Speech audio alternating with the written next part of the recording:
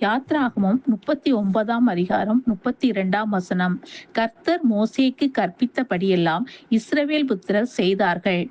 தேவன் இஸ்ரவேல் மக்களை நேசித்தார். இஸ்ரவேலை ஆசீர்வதிப்பதே கர்த்தருக்கு பிரியம்.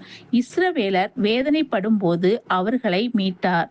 பாலும் தேனும் ஓடுகிற கானான் தேசத்தை சுதந்தரிக்க செய்தார். காரணம், கர்த்தர் சொன்னபடியெல்லாம் இஸ்ரவேல் மக்கள் செய்தனர். நியாயப்பிரமாணத்தையும் கட்டளைகளையும் கடைபிடித்தனர். நாமும் கூட தேவன் சொல்லிய வார்த்தைகளை கடைபிடிப்போமாய் ஆனால் தேவனுக்கு பிரியமான இஸ்ரவேலராய் இருப்போம். தேவன் நம்மை ஆசீர்வதிப்பார். கர்த்தாவே, உமக்கு பிரியமானதை செய்ய போதித்தருளும். அப்படியே ஆகக்கடவது.